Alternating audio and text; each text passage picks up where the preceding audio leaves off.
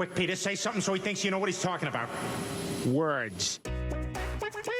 From the big bumbling idiot Peter Griffin to his super genius baby who's mastered time travel, Quahog has a lot of characters with so many different intellects. Hey guys, I'm Brad with Wicked Binge, and these are Family Guy characters, dumb to brilliant. With the show as wacky as Family Guy, characters are never fully consistent. Some dumb characters might have weirdly intelligent moments, and some smarter characters have their moments of stupidity too. We'll be doing our best to rank the characters' usual levels of intelligence, but bear in mind that they're always gonna be outliers. As usual, we'll be starting with the characters who aren't the brightest. These are the dumb characters. In what should be a completely unsurprising reveal, the gold medal of stupidity has to go to Chris Griffin. Honestly, who didn't see this coming? Whether it's book smarts or street smarts, You idiot! it's no secret that Chris is dense on a whole nother level. Is that good?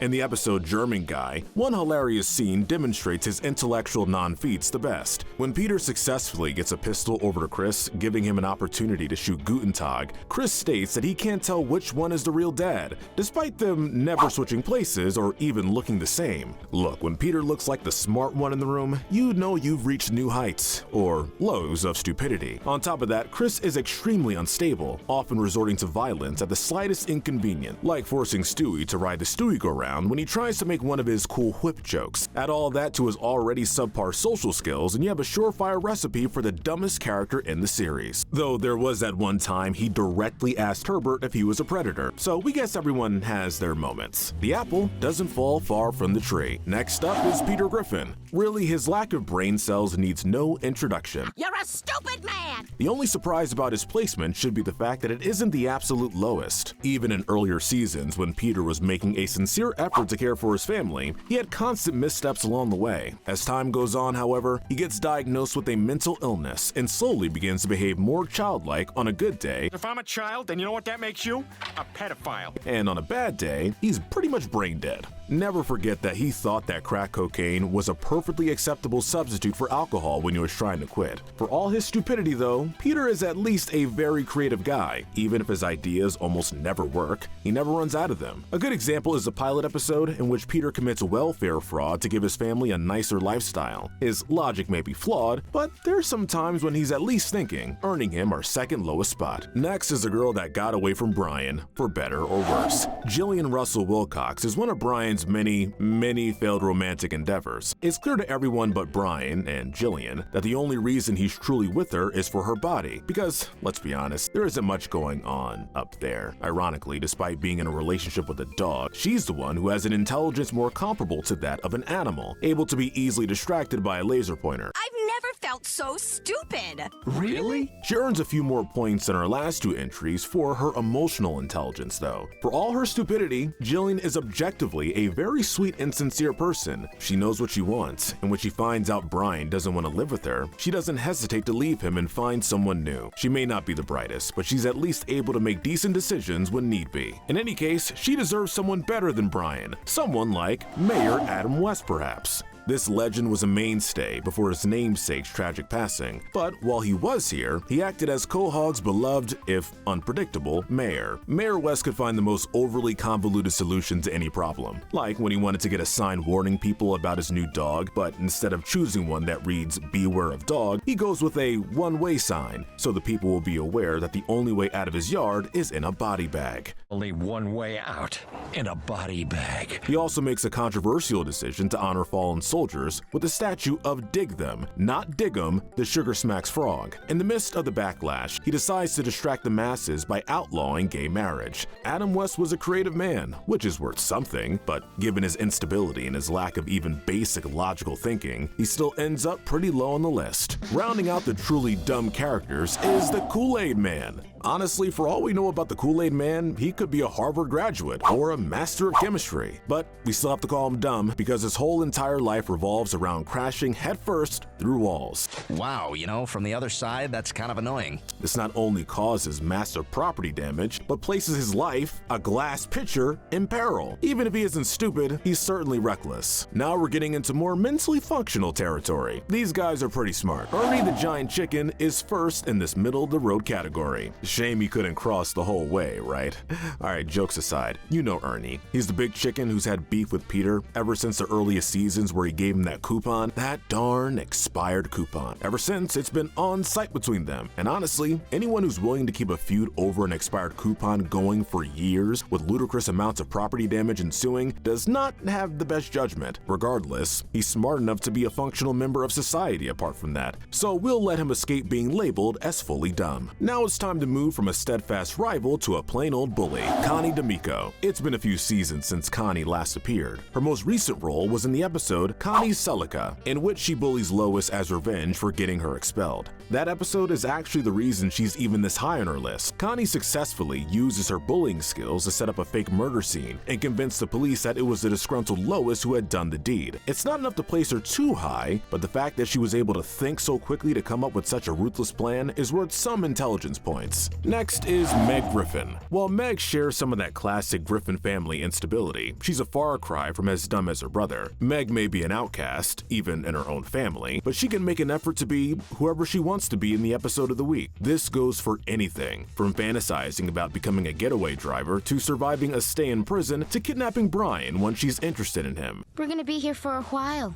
She's no genius, but she is capable in a general sense and can get things done when it counts. However, she's also naive and impressionable, as most teenagers are, so we won't put her any higher. Next is Bonnie Swanson. When it comes to intelligence, Bonnie is the type who usually just takes what she wants when she wants it. For example, she takes advantage of Joe's devotion to their marriage by cheating on him constantly, knowing that he won't leave her. But she's also impulsive. She doesn't hesitate to take Lois along with her to Paris, even though she plans to cheat on Joe, who is Lois's friend. There was also the time she ran away with Brian on impulse after they kissed at a party. She's no genius, and she's no idiot, but she has her moments that lean in both directions. His name is Cleveland Brown, and he is proud to be up next. Being the resident straight man of the cast, Cleveland is the closest thing to a normal, everyday guy in Quahog. He's polite and passive, avoiding conflict whenever he can. With a stable job and income, a happy and mostly healthy family, and the maturity to reprise his role in Quahog after his spinoff failed, it's clear that Cleveland has a good head on his shoulders. The only reason he isn't higher is the fact that his people-pleasing tendencies can easily get him into dangerous situations with his friends, like when he's already questioning joining the guys in the bull run competition. This is how people-pleasers die! And immediately agrees to go be alligators with sticks afterwards. Still, he's a stable, decent guy, so he belongs right around the middle. And while he is a little less decent, we'd be remiss if we left out Mort Goldman.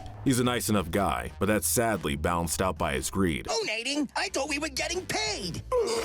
He scams people out of money regularly at his pharmacy, and eventually burns it down with the help of Peter and friends to get an insurance payout. He's far from the deepest character, but Mort does have some of those stereotypical money smarts, if nothing else. This might be a surprise, but up next is the Griffin family's doctor, Dr. Elmer Hartman. While he's often childish and always careless with his practice, you can't deny that having a medical degree is a serious intellectual feat. He's also sharp in terms of business. When Peter needs a kidney transplant, he volunteers himself, since the Griffins are his only patients, and he would be out of business without them. His negligence lands him lower than he'd otherwise be, but as far as doctors who should be nowhere near a hospital go, Dr. Hartman isn't a total lost cause. Now it's time to talk about the show's leading lady, Lois Griffin. By far the most responsible member of the Griffin family, Lois earns a lot of points for being able to handle Peter and his antics to any degree. She's also musically gifted and skilled enough on the piano to be able to teach it to children. In season 21, though, we see the darker side of her intellect. When she's left a bad review on Airbnb, she tracks down the woman just to give her a poor review on DoorDash. As petty as it is, the fact that she went to such a length to get revenge and succeeded is a testament to how smart and ruthless she can be. She can be kind and altruistic, but she's not someone you want to mess with.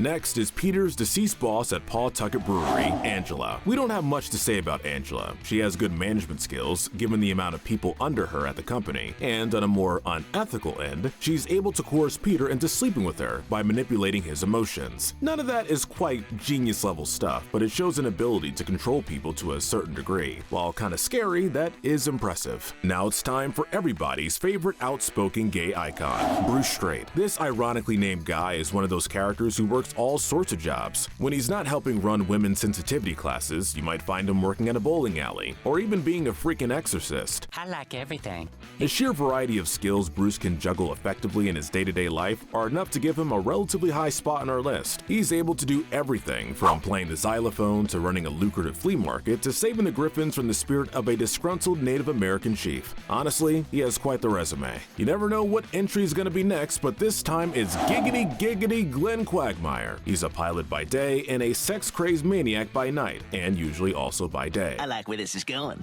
Giggity, giggity, giggity. Quagmire has the skills to coerce women constantly, and he's able to keep a pretty cool head, like his piloting skills in the cockpit. Giggity, saving the lives of everyone on board. What really makes us put Glenn so high is the fact that despite the numerous crimes he commits, he manages to remain a regular member of society. His brain may not be as impressive as his mustache, but Mayor Wild West is a pretty smart dude. Wild West takes all the wackiness of his dearly missed cousin with the added touch of genuine smarts. He has powers of levitation, which he only pulls out when necessary, is able to unlock cages just by asking them nicely, and earns the favor of pretty much everyone around him with his good nature and charm. Wild West is a good man and doesn't hesitate to help the city whenever he can. That said, the reason he's not any higher is that the line between him being smart and just having godlike powers is kinda blurry, but with a mustache like that, we wouldn't dare to put him any lower. Even if you don't have brains, you can get by as long as you got money. Enter Carter Pewterschmidt, Lois's father and the last character in this territory. Carter is a cruel, callous man who uses the resources at his disposal to do two things: make money and keep making money. He's willing to go as far as hiding the cure for cancer from the world because there's more money to be made in treating it. He's a quick thinker, using his resources to get whatever he wants like a spoiled child. When Peter unionizes Carter's mistreated immigrant workers, Carter pays him off with an offer to give him American citizenship, which Peter refused until his newfound brethren encouraged him to take the deal. The reason he's not higher is the fact that his constant success is only due to his money, and he does have lapses in judgment. Like,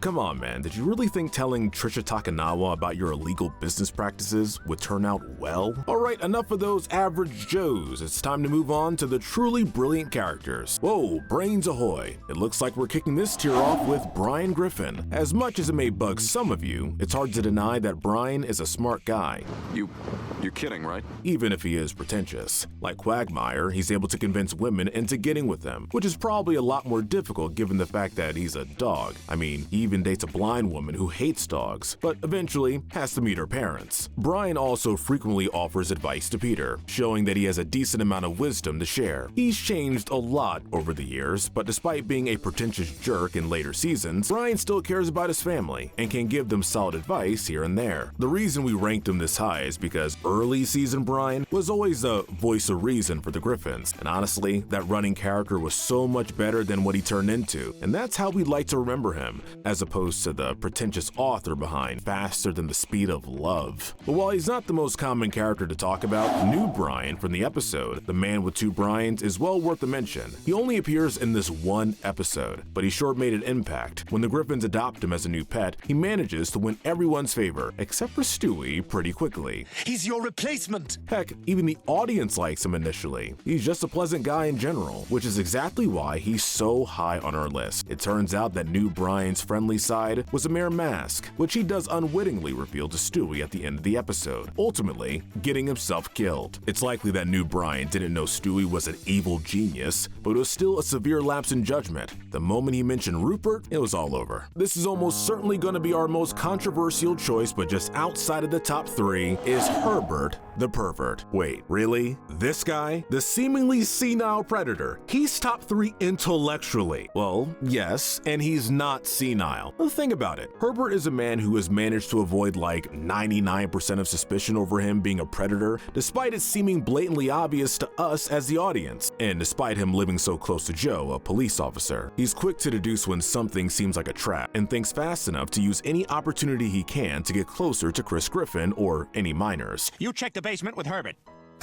past. The fact that this frail old man is still out as a free member of society is indicative that he's way smarter than he seems, and the fact that he seems so harmless is proof that he's got you right where he wants you. Herbert is, he's terrifying, man, he's terrifying. The Bronze Medal of Genius goes to Joe Swanson, not letting his handicap stop him from enforcing justice wherever he can. Joe is a man with skills in many areas. He's able to track down criminals with ease, and is pretty much always the first one on the scene when things get dangerous. He doesn't let his emotions get in the way of his decisions either. Even knowing full well that Bonnie is cheating on him, he stays with her because he knows he's taken care of. As depressing as that is, such an immovable view is proof of a level head. Also, in one of the newest episodes as of writing the script, he manages to send Peter and Lois to a community of old folks planning to harvest their organs. Why he did this is anyone's guess, but I'm sure we'll find out. Actually, no, I'm absolutely not sure of that, but I am sure that our runner-up of intellect is James Woods. If you don't have any Reese's Pieces, you best stay away from James Woods. Although he started on friendly terms with Peter, things took a turn for the worse when Lois expressed her disapproval. As a result, James attempted to steal Peter's identity to take over his life for himself, and he had the smarts to do it all legally. Even when he eventually repented of his evil deeds, he was still careful by inviting the people he wronged to dinner at his mansion anonymously, so nobody would fail to show. But all that pales in comparison to the feats of our gold medalist of genius, Stewie Griffin. I mean, who else would it have been? Stewie is a literal infant and has made more scientific progress than most of human history combined. He's invented a time machine and knows all the ins and outs of using it, has a vast array of nuclear weaponry that he hides from his parents, is able to use virtual reality to play out what certain events would look like, on one occasion manages to impregnate himself despite being a male baby. If I had to remember that episode exists, you do too. He may have some baby-like tendencies, but if anyone in Quahog could actually take over the world, it's Stewie. Plus, he has a British accent, so you know he's smart.